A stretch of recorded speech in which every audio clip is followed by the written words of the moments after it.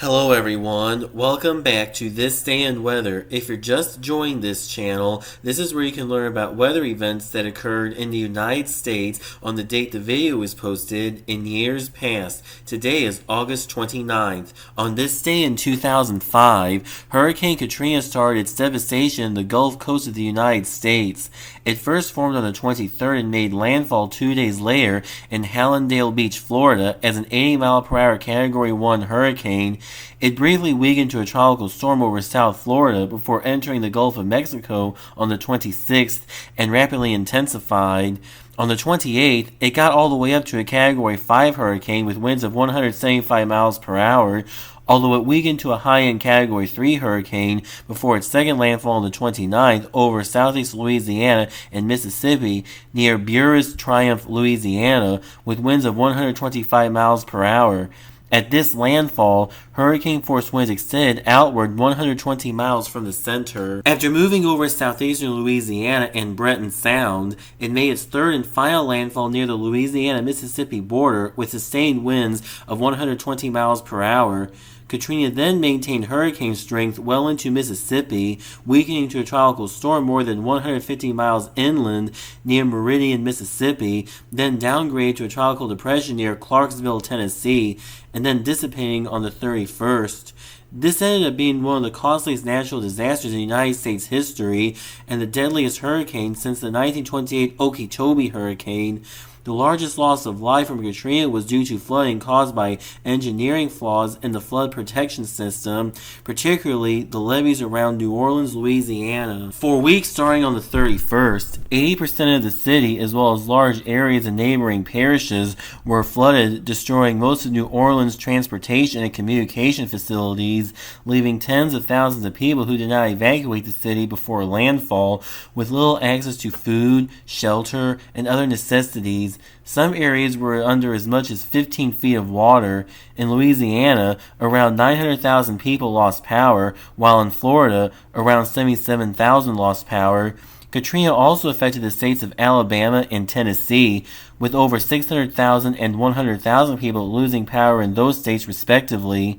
Close to 200,000 were left without power in Mississippi as well. To go along with all the damage, an outbreak of 57 tornadoes was spawned by Katrina throughout the New Orleans area, the western Florida Panhandle, Mississippi, Alabama, and Georgia. 57 tornadoes was a record for a continuous tornado outbreak in the month of August. Katrina caused 1,392 deaths, an additional 135 went missing, and damage was $125 billion 2005 United States dollars.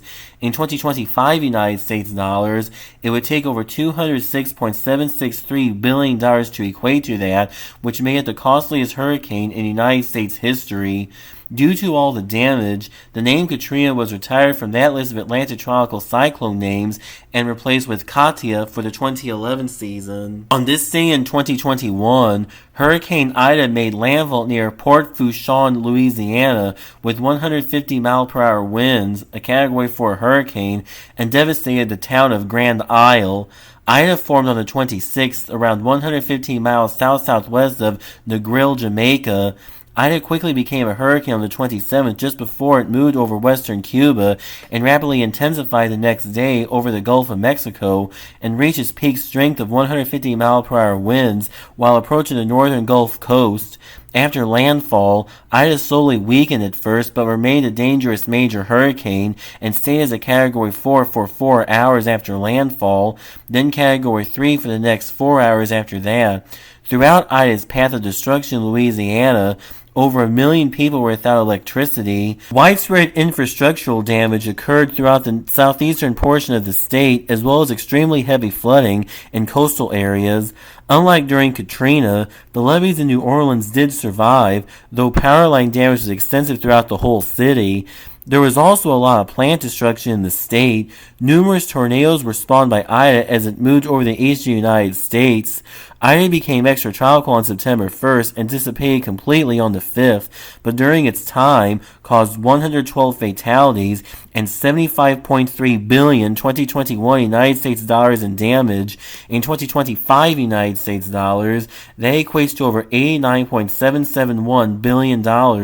Due to the destruction Ida caused, that name was retired from that list of names in the Atlantic Basin and was replaced with Imani, which will first appear on the list in 2027. That will close up this edition of This Day in Weather, but be sure to stay tuned in because whenever there's a new video, you will learn about weather events that occurred in the United States on the date the video was posted in years past.